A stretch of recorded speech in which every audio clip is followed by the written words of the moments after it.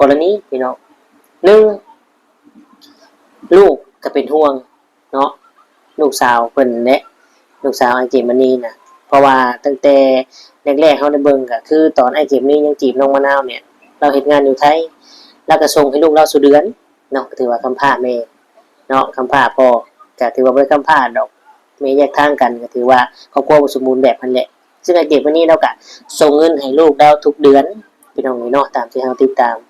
และบัดนี้หลังจากที่ไอเจมนี่มีครอบมีครัวแล้วลูกก็ยังบ่เป็นฟังเป็นฟ้าลูกก็ยังเลี้ยงตัวเองบ่รอดลูกเราก็ยังขอเงินนำเราอยู่ยังอยู่ในความดูแลของพ่อแต่วันนี้ไอเกมวันนี้เนี่ยเกิดขึ้นแบบเป็นเสาหลักทั้งสองฝ่ายบัดนี้เนาะทั้งนั้นกับลูกทั้งนี้กับลูกเมียครอบครัวหักแพงสำคัญเนาะบัดนี้บ้านมันก็อยู่ไกลบัดอยู่คนละที่บ้านก็อยู่ไกลอยู่ทางใต้พูถ้าตัดสินใจสิเอามันอยู่น้ำกะเฮือนไม่เท่าเฮือนมุนเฮือนมัง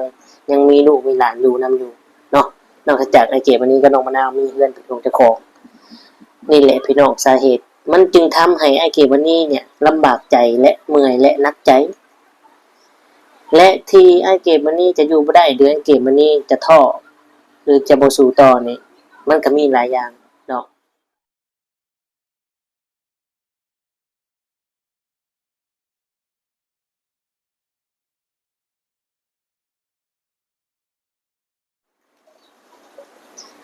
กับทักทายสบายดีและสวัสดี FC เด้อเนาะบ่ว่าสิอยู่ฝั่งไทยฝั่งลาวหรือต่างประเทศก็ยินดีต้อนรับเข้าสู่ช่อง YouTube ตู้คำปันสุขเด้อพี่น้องเนาะหลังจากที่เฮาได้อัปเดตคลิปลงเนาะเรื่องราวที่เป็นกระแสกันอยู่พี่น้องเนาะหรือว่าเรื่องราวที่อ่าเป็นบทเรียนของผู้เฒ่าหรือว่าเตือนสติแหละพี่น้องเนาะบางเทื่อก็อาจจะเห็นแบบนี้เป็นตัวอย่างก็จะบ่กล้าก็จะระมัดระวังขึ้นเนาะสำหรับเรื่องต่างวัยพี่น้องเนาะแต่ประเด็นมื้อนี้บ่มีหยังหลายพี่น้องเนาะเดี๋ยวทุกคำจะพาไปเบิ่งไปชมคลิปช่องตู้ซิดปันสุขพี่น้องเนาะทีมงานปันสุขนั่นเองล่าสุดเห็นเพิ่นเอาลงพี่น้องเนาะน้องมะนาวมีปัญหาอีกแล้วพี่น้องเนาะมีปัญหาแบบใดพี่น้องเนาะคือน้องมะนาวนี่คือว่าบ่อยู่กันเพื่อนบ่อยู่นะหรือว่าบ่สนใจผัวหรือว่าอย่างประมาณนี้แหละพี่น้องเนาะตู้คำก็บ่แน่ใจเดี๋ยวตู้คำจะพา FC พ่อแม่พี่น้องไปเบิ่งไปชมคลิปนำกันเนาะขอขอบคุณ FC หลายๆเด้อเนาะที่เข้ามาเบิ่งมาชมกดไลค์กดแชร์กดติดตามและกด Subscribe ให้ตู้คำขอบคุณหลายๆพี่น้องเนาะสำหรับเรื่องนี้คลิปนี้จะเป็นจังไดเดี๋ยวเราจะไปฟังไปเบิ่งข้อมูลกันก่อนว่าควรให้กำลังใจแบบใดควรให้ข้อคิดแบบใดเนาะควรออกความคิดเห็นแบบใดในเรื่องนี้พี่น้องเนาะและว่าไผผิดไผถูกไผเป็นจังไดเนาะพี่น้องเฮาถึงสิได้ฮู้เนาะไปถ้าว่าพร้อมแล้วก็ไปเบิ่งไปชมคลิปนำกันพี่น้องเนาะทางตุสิทธิ์เพิ่นกำลังอัปเดตอยู่พี่น้องกำลังนั่งคุยกันอยู่เหมือนว่าอัปเดตดอกเฮาก็สิได้ไปฟังพร้อมๆกันเนาะไป let's go จะเอาตังค์มาก็ได้เอาตังค์จางมานั่งกันตังค์จางอันนั้นส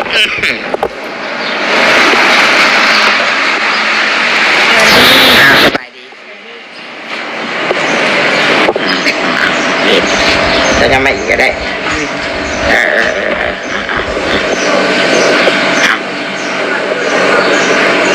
มาเล่าเอาเล่าเป็นจะได้โทรมาไม่เศร้านี่เป็นจะได้ถูกไหมเอาเล่าเหตุการณ์มันเกิดขึ้นเป็นอะไรเขาถามว่าเจอสิเมื่ออยู่คนเลยบ่ไม่เจอสิเมื่ออยู่ลูกจะเลยบ่เมื่อแหละจะเมื่อได้สิเมื่อเพิ่นน่ะแสดงว่าเอามันออกว่าบอกกันไปถามว่าอุ้ยฝ่ายบ่ได้บอกได้สินะ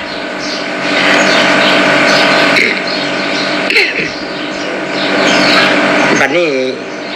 เขาอยู่ให้อยู่หน้าเป็นอะไรสองผัวเมียคือเจ้าเห็นได้นี่ก่ะเรียกมาสิแล้ว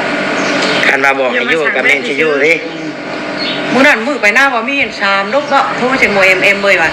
มันมื้อน่ะพอดี3ลบอ่ะชงกลับไปกลับมาก็เป็น6เที่ยวอ่ะอ่อนมันลูกยางเหรอเห็นบ่พี่น้องข่อยเว้าน่ะข่อยบ่ได้ความพุ่นเพียงพี่น้อง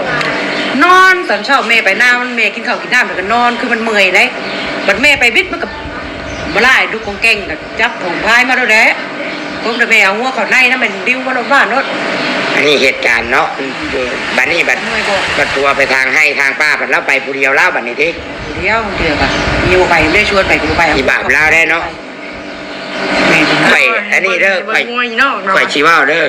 ถากข่อยเด้อ หัวน่ะเอาขอในก็ได้เราบอกกันมึงบ่ต้องปีดพูด เราว่าอยู่ในระหว่างกระจูงเขาไปมาน้ำกันเราบอกแต่แรก เมียน่ะไปน้ำกันบ่เฮ็ดกันนั่ง เข้าใจว่าบ่เฮ็ดแล้วก็อันนี้ข่อยเว้านะข่อยเว้า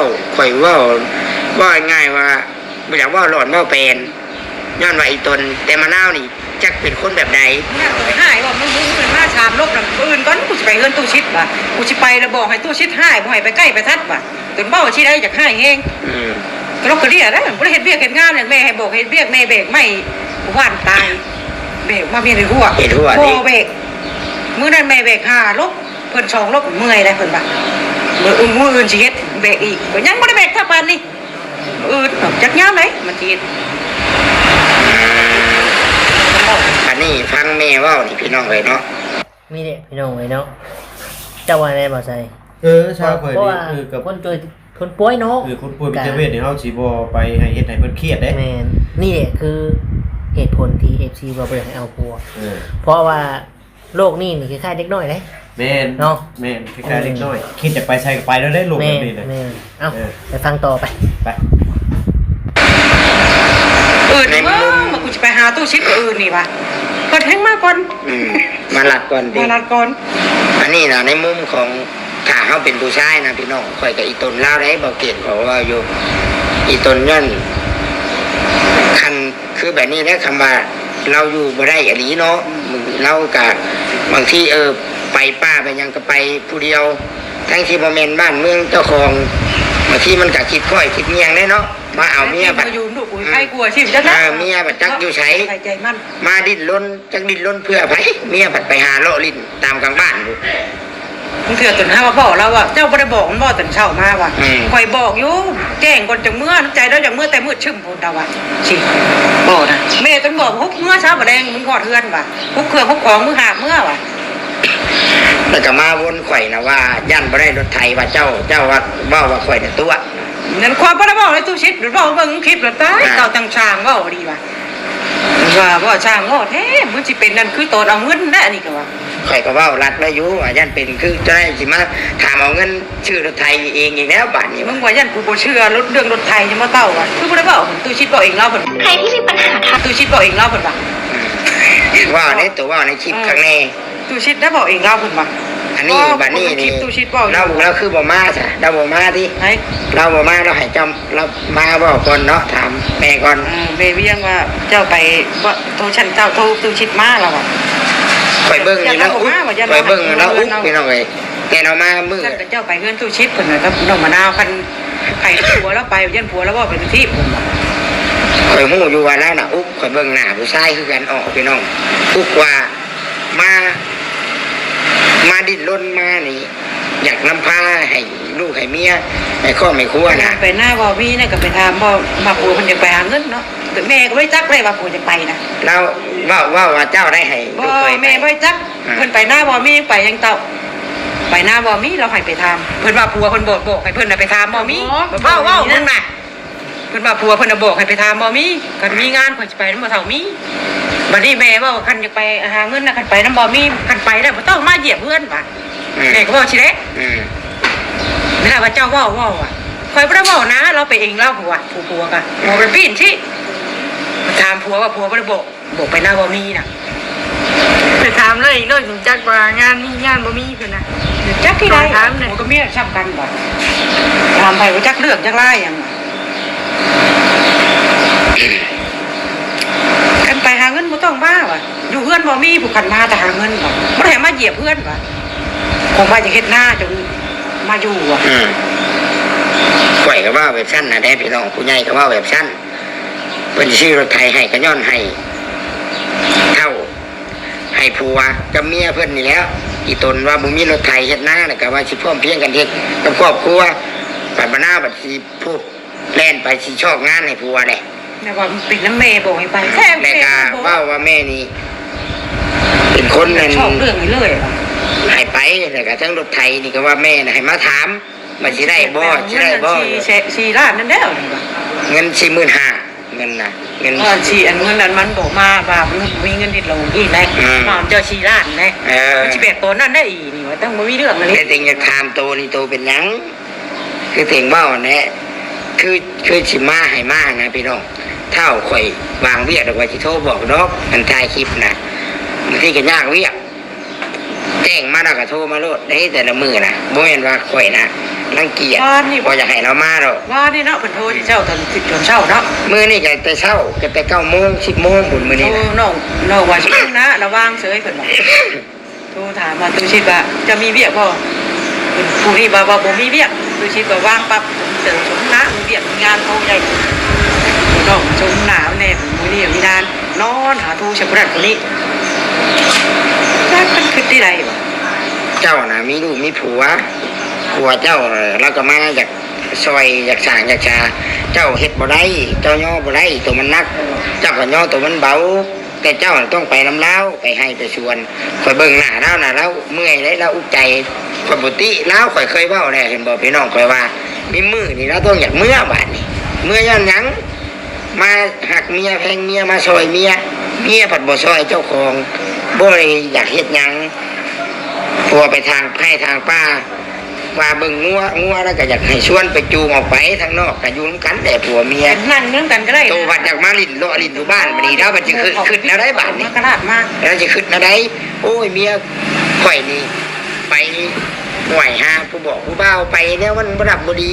ไปยังมันก็บ่งามแหละบัดผัวบัดทางให้ทางป้าอยู่นอกผู้เมื่อยจากตายเมียบัดบ่ได้มาเบิ่งบ่ได้มาเหลียวแน่มันก็ขึ้นไปแล้วผู้ชายเมียข่อยนี่ตั้งแต่2-3 มื้อแรกนะข่อยกลับมื้อเฮือนแล้วข่อยอันเมียข่อยเป็นสั้นได้บ่เฮ็ดอิหยังแต่ละมื้อหาทางจะไปลิ้นเวียกก็มีอยู่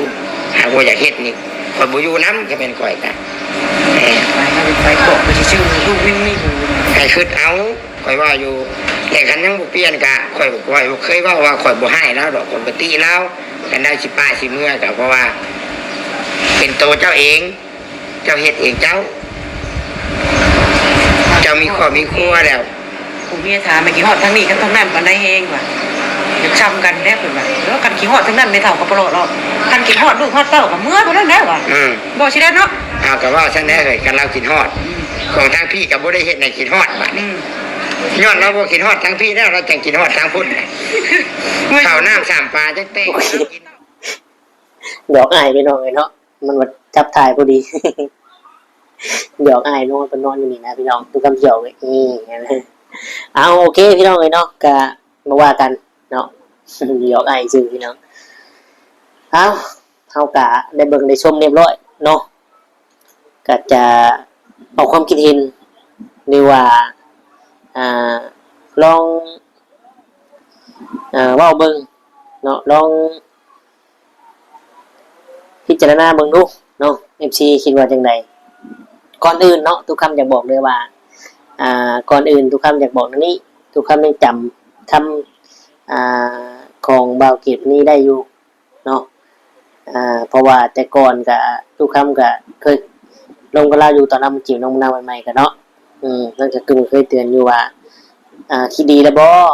น้องมะนาวน่ะสั่นเล็กน้อยคนหนึ่งใดเพราะว่าป่วยทางจิตเวชเนาะถือว่าเป็นโรคประจำตัวแล้วถ้าเอาไปเป็นลูกเป็นเมียแล้วเกิดมื้อใดมื้อหนึงน้องมะนาวอยากแล่นอยากวิ่งบ่อยากอยู่เฮือนอยู่ซ่านเจ้าสิรับได้บ่เพิ่นว่ารับได้ข่อยจะไปเบิ่งไปดูแลด้วยความรักแพงจะพาปลูกพาสร้างเนาะนี่แหละคำที่เพิ่นได้เตือนสติทั้งเบา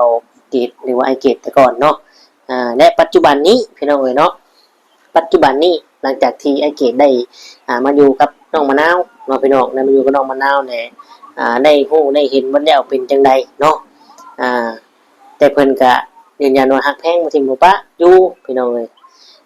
แต่ปัญหาหลักที่จะทำให้ไอเกตอยู่บ่ได้นี่ตามที่เฮาเบิ่งแนวนี้พี่น้องเอ้ย1น้องมะนาวเนี่ยบ่ค่อยอยู่เถียงให้เถียงนาไปดุ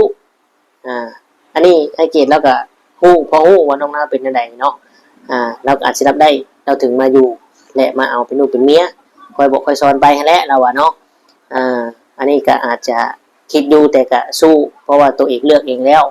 เนาะนี่ในมุมมองส่วนตัวของทุกคำเนาะซองบัดนี้พี่น้องซองเนี่ยแนวใดเนาะซองนี่ที่จะทำให้เก็บวันนี้อยู่บ่ได้หรืออ่าบ่ฮอดฟังฮอดฟ้าหรือดูแลน้องมะนาวบ่ได้เนี่ยมันมีสองกรณีพี่น้องหนึ่งลูกก็เป็นห่วงเนาะลูกสาวเพิ่นและลูกสาวไอเจมมานีน่ะเพราะว่าตั้งแต่แรกๆเฮาได้เบิ่งก็คือตอนไอเจมนี่ยังจีบน้องมะนาวเนี่ยเราเฮ็ดงานอยู่ไทยแล้วก็ส่งให้ลูกเราสู่เดือนเนาะก็ถือว่าคำพาแม่เนาะคำพาพ่อก็ถือว่าบ่ได้คำพาดอกแม่แยกทางกันก็ถือว่าครอบครัวบ่สมบูรณ์แบบนั่นแหละซึ่งไอเจมมานีเราก็ส่งเงินให้ลูกเราทุกเดือนพี่น้องเนาะตามที่เฮาติดตามและบัดนี้หลังจากที่ไอเจมนี่มีครอบมีครัวแล้วลูกก็ยังบ่เป็นฟังเป็นฟ้าลูกก็ยังเลี้ยงตัวเองบ่รอดลูกเราก็ยังขอเงินนำเราอยู่ยังอยู่ในความดูแลของพ่อแต่วันนี้ไอเกมมันนี่เนี่ยเกิดขึ้นแบบเป็นเสาหลักทั้งสองฝ่ายบัดนี้เนาะทั้งนั้นกับลูกทั้งนี้กับลูกเมียครอบครัวหักแพงสำกันเนาะบัดนี้บ้านมันก็อยู่ไกลบัดอยู่คนละที่บ้านก็อยู่ไกลอยู่ทางใต้กูถ้าตัดสินใจสิเอามันอยู่น้ำกะเฮือนไม่เท่าเฮือนมุนเฮือนมังยังมีลูกมีหลานอยู่น้ำอยู่เนาะนอกจากไอเก็บวันนี้ก็น้องมะนาวมีเฮือนเป็นของเจ้าของนี่แหละพี่น้องสาเหตุมันจึงทำให้ไอเก็บวันนี้เนี่ยลำบากใจและเมื่อยและนักใจและที่ไอเก็บวันนี้จะอยู่ไม่ได้หรือไอเก็บวันนี้จะท้อหรือจะบ่สู้ต่อนี่มันก็มีหลายอย่างเนาะบางเทื่อคิดไปโอ้ยอยู่กับลูกกับเต้าดีบ่มากะที่แรกต้องสุต้องชนเพราะว่าน้องมะนาวกูมีหยังเนาะประเด็นที่3บัดนี้พี่น้องประเด็นที่3คือน้องมะนาวเนี่ยบ่อยู่กับเราว่ามีคนพาประสานเราก็เฮ็ดน้องมะนาวเนาะแต่พอมีลูกมีผัวลูกผัวพาเฮ็ดไปทางให้ทางสวนทางให้ทางนาทางป่าเพื่อสิเตรียมลงนาที่จะมาถึงนี้เนาะพ่อผู้ใหญ่ก็พร้อมซัพพอร์ตและซื้อรถให้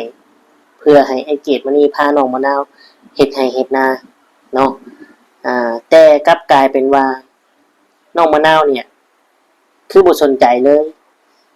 หรือเมียเนี่ยบ่สนใจผัวเลยเนาะอันนี้ก็เว้าในมุมทางผู้ชายเนี่ยถ้าเป็นทุกคำเนาะคือเราก็เป็นเคยบ้านโคงใหญ่แต่เป็นทั้งอื่นก็คือเคยสู่มาอยู่นี้ซึ่งบ่มีไผรู้จักเราเลยมีแต่ลูกกับเมียและพ่อเฒ่าแม่เฒ่าที่จะอยู่นํกันและดูแลเราได้ว่าเบิ่งแย่งกันถ้าว่าลูกเมียนักเบาเอาสู่นํกันเนาะไปใส่ก็ไปนํกัน